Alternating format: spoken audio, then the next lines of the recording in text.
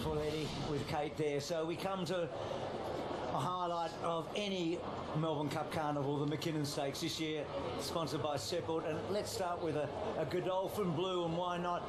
Richo, he's been a good horse. He's been actually an outstanding horse. It's somewhat 3.5 mil, third last year, but are his best days behind him? Well, he hasn't won for 552 days. That's a long, long time.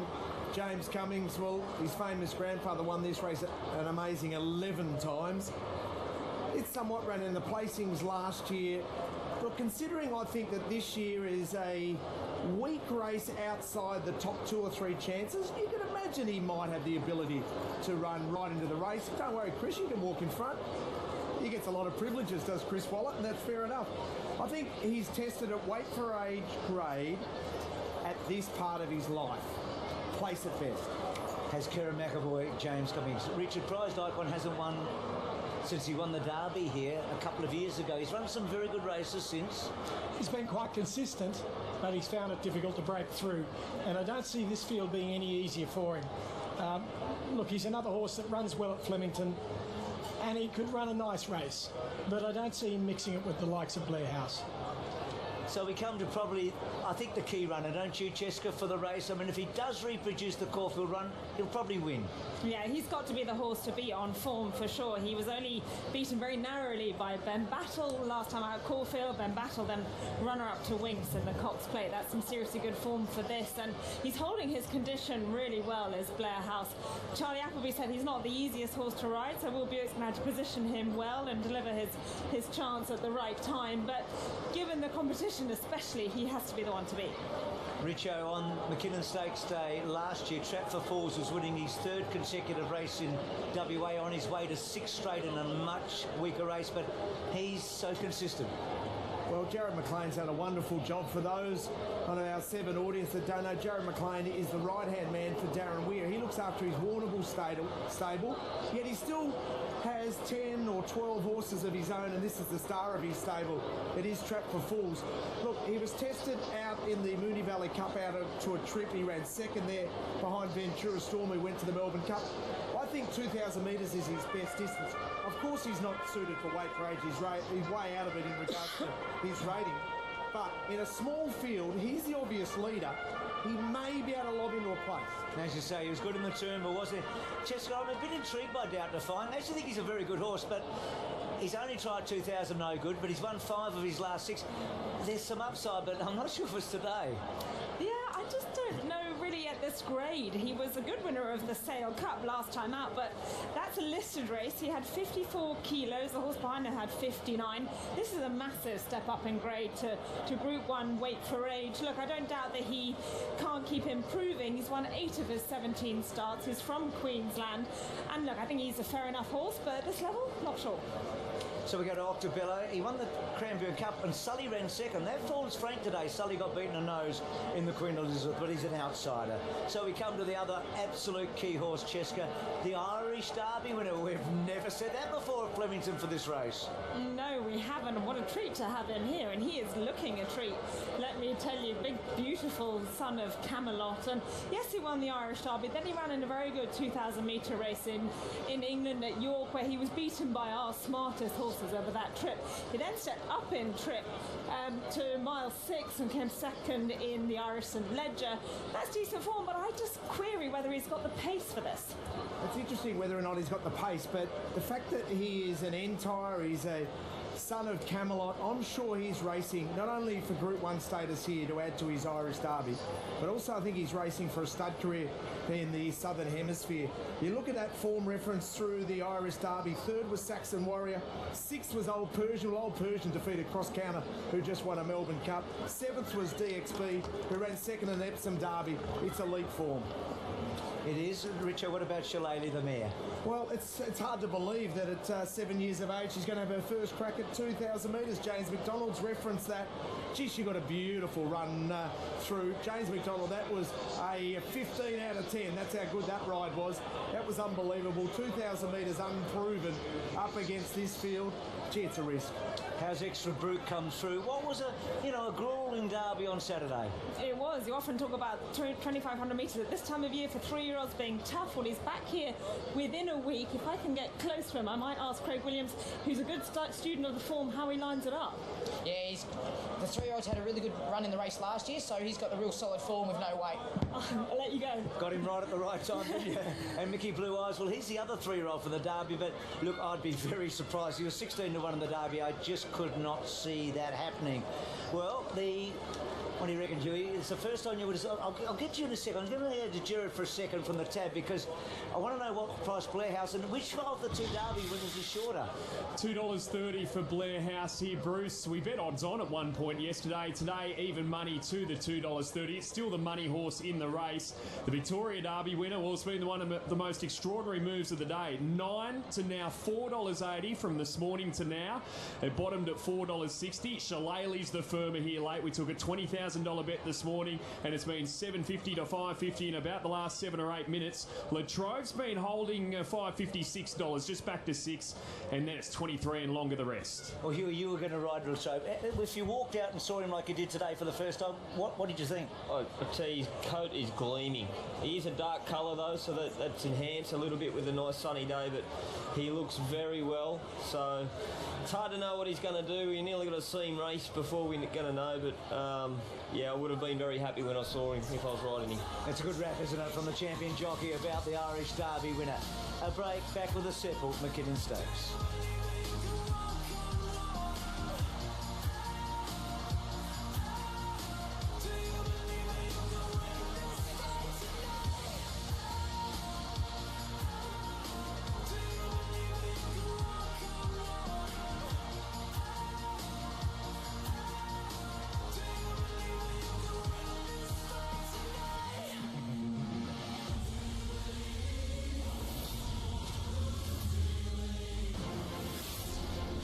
So the city of Melbourne, as we zoom down towards the famous Flemington racecourse on this great day of racing, Maribyrnong River along the side of the course.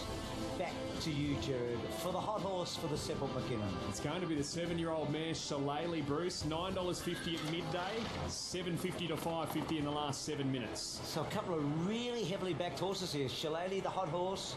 We know Extra Brute's been well backed as well, so a surprise or two in a way, maybe. It is new territory for Shillelagh. We just don't know, do we? No, we don't. And, you know, she's on the back up. She raced so well the other, but she just loves the track here. The form here is much better than anywhere else. That is the truth. She is a specialist here at Flemington. It's her best track. I just think Ben Battle, he's only got Blair House, yeah. Sorry, Blair House has only got to produce what he did against Ben Battle, and he'll be winning. Well, you owned the winner of this race when it was last run on Derby Day, Galo Shop. What do you think, Jessica? Yeah, that was some thrill, wasn't it? I think he's the obvious horse on form. We were just discussing before that we were a little bit concerned about what Charlie Appleby said, that he's a horse that tends to get to the horse's girth in front of him, and does he struggle to go past sometimes? So lacks a will to win for the people at home? Well, I don't know. You go back through his form, he's actually beaten Ben Battle in a Group 1 in Dubai, so he's won 4 from 16, so he's not shy of winning, but it seems so obvious on form. Are we all like getting sucked into that, and is there something else that could jump out of the ground? I'm not sure. Is it the 3-year-old Extra Brute? Well, it's been an amazing race, this race. I mean, at 1869, and yet it's going to a different position now. We've got an Irish Derby winner, a Victoria Derby winner, because of the positioning of the race. And the increase in prize money as well. Up to $2 million, yeah. Desirable. The Honour Royal is really almost as good as the Cox Plates Honour Royal when you really have a good look at it. But so it's got all the things that make a great Flemington Group 1. It doesn't get much better than this, but this is different. This is different this year. Let's see how it unfolds. Here's Matt Hill. 245 on VOP's Blair House, 240 on the tote. His prized icon goes in. And to complete the line, Doubt Defying. Here's Doubt Defying. Comes along. And they're in. Set for the Mackinnon. Ready to run. Racing. And dropping back to the end was Extra Brute. Trap for Fools out quickly with prized icon Octobello. and Doubt Defying the outside. It's somewhat next the fence from Mickey Blue Eyes. Blair House is going to tuck in towards the inside and settle about fourth from last. And then came Shillelagh, Latrobe, and at the end of the field is Extra Brute. Octobello and Trap for Fools share the front, heading towards the 1600 metres. It's not helter-skelter. Octobello will lead Trap for Fools. It's somewhat behind them. Doubt Defying out wide is forcing on from Prized Icon. Mickey Blue Eyes the outside of Blair House. About a length and a half, Latrobe and Shillelagh. And at the end is the Derby winner, Extra Brute. Heading towards Chiquita Lodge at the 1250. Trap for Fools rolls to the lead by a length and a half. In second is Doubt Defying. Octobello is third at the 1200. Fourth is Prized Icon. Then it's somewhat Mickey Blue Eyes in clear air today. Further back along the inside is Blair House, and then came Latrobe. 2 lengths Shillelagh, Extra Brute is at the end. 1,000 metres to run, and the leader is Trap for Fools. Quickens it by a length and a half, Doubt Defying. 2 further back is Prized Icon on the outside of Octobello. A length and a half, Mickey Blue Eyes, followed by It Somewhat. Then Latrobe the outside, about 7 off the lead from Blair House. Third to last on the rails, then Extra Brute and Shillelagh. Coming up towards the turn in the Mackinnon. Trap for Fools in front, looking to virtually lead all of the way from Doubt Defying. Further back in the field, Prized Icon. Octobello scrubbed along on the inside from It Somewhat. Mickey Blue Eyes, Latrobe to the outer, followed by Blair House. Third to last, Extra Brute and Shillelagh. Trap for Fools goes for home at the 400 metres. 2 lengths in front of Doubt Defying, Prized Icon. Then Latrobe, Extra Brute to the outside, and Blair House is coming through at the 200. It's Trap for Fools in front, getting wary. Here's Latrobe the outside, then Blair House and Extra Brute. Trap for Fools at the 100. Latrobe and Extra Brute is storming over the top of them. Latrobe and Trap for Fools. Trap for Fools digs in and won it. Trap for Fools has won it. Has fought tenaciously. A cage lion. Beaten Latrobe and Extra Brute for fourth. Prized Icon Shillelagh.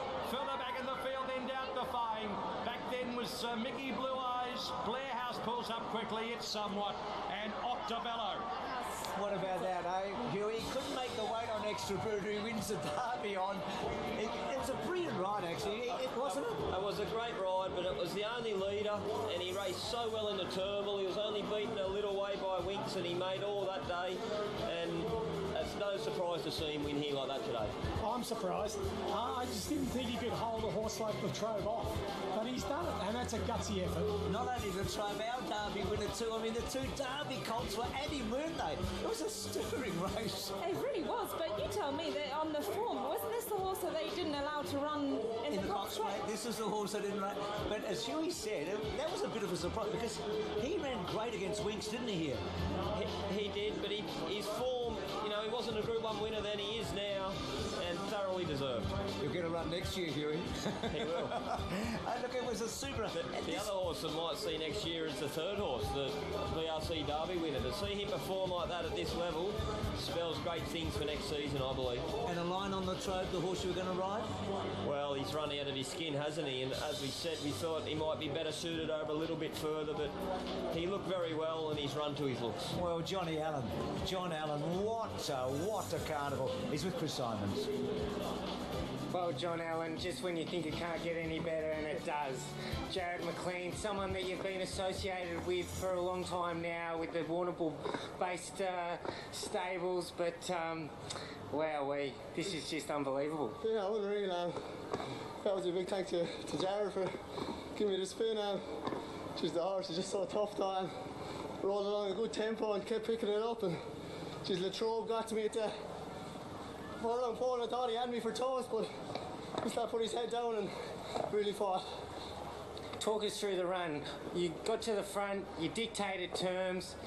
Well, I've mentioned it before, it's a long straight when you get to the top and you've got to look down, and there's just so much further to go, and they were breathing down your neck, but you just dug deep. Yeah, look, they were coming at me, and we didn't go slow. He's a horse that likes being left roll along, so we just went a good solid tempo the whole way, and it was catch me if you can, and luckily enough they couldn't catch me.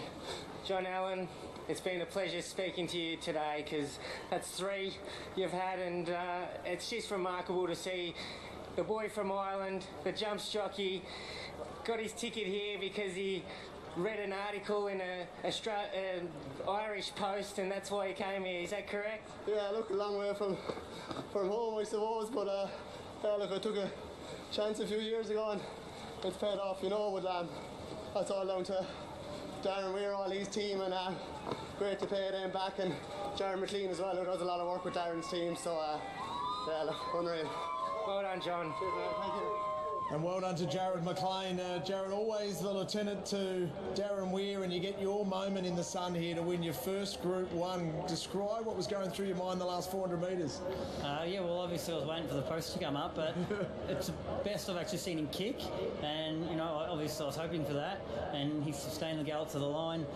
Great ride by Johnny, and a huge thrill today. So many people to thank.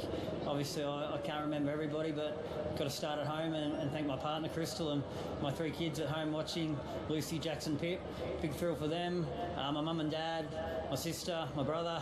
I've got my best mate here today, Willie Hernan, Tyson Kerman, Matty Raymond, my 2 right-hand people at Weirs, and obviously Darren Weir. I've just learnt so much off him the last couple of years, and I think I help him as much as he helps me, but a great team effort and a huge thrill to win a Group 1 today. Okay, I mean, a couple of years ago you were down and out, mate, and Weary grabbed you and said, I can help you out, and you must just be pinching yourself how you've grown your business as well as helping Darren. Yeah, my business is going really good, and yeah, like Weary, he's a great man. He likes people to do well around him, and I'm just wrapped to be a small part of it.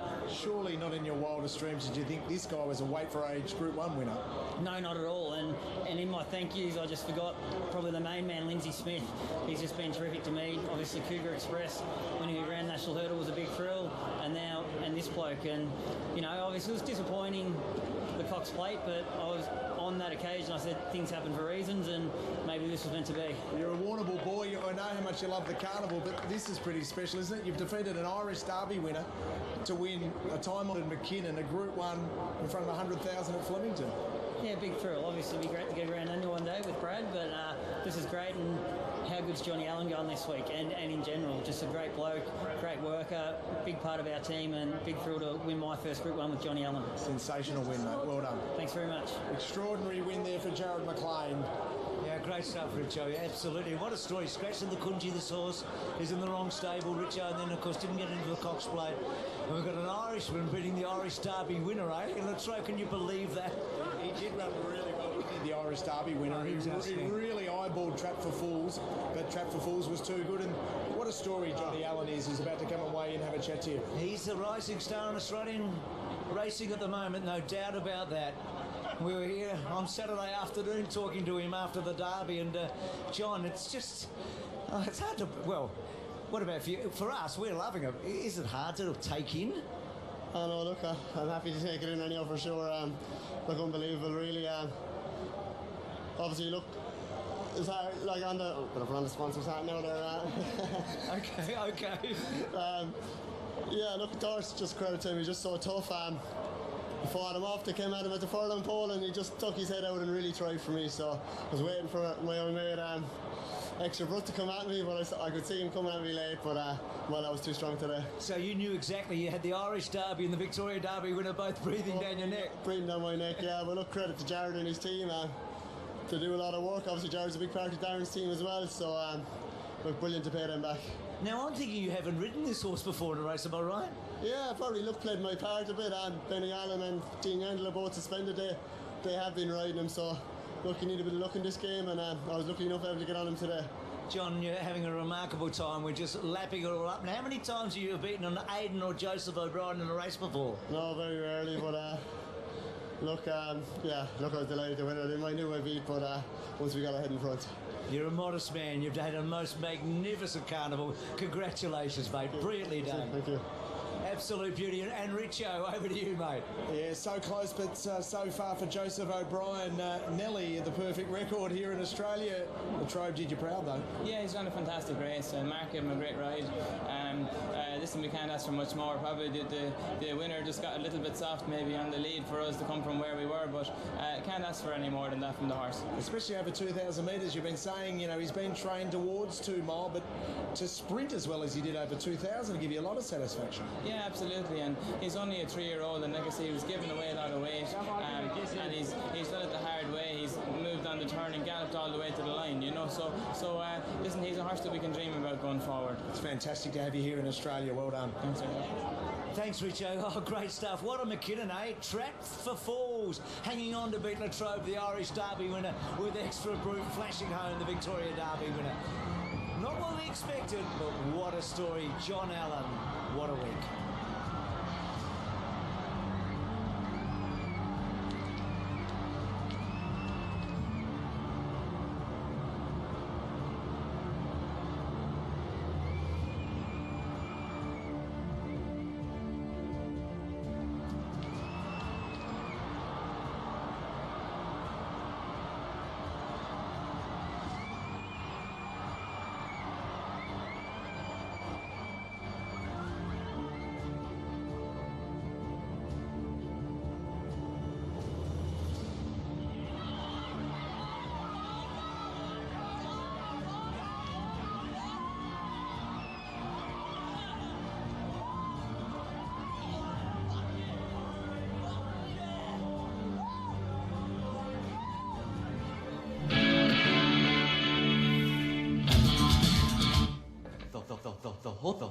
The horses are on the track.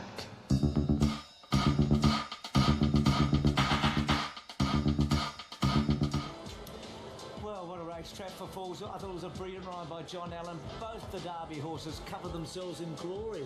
I think they were superb. It was just a great battle all the way up the famous Flemington Straight. It was, Bruce, and look, Trap for Fools put the writing on the wall in the Turnbull Stakes. I thought Latrobe acquitted himself very well, and Extra Brute, I think he's obviously a horse of the future. He did get a nice card into the race from Latrobe, and all credit to the winner, really. He made his own luck, and he was holding them off late. The big disappointment of the race, I guess, was Blair House. He seemed to have a nice run. He was in a tricky spot on the corner.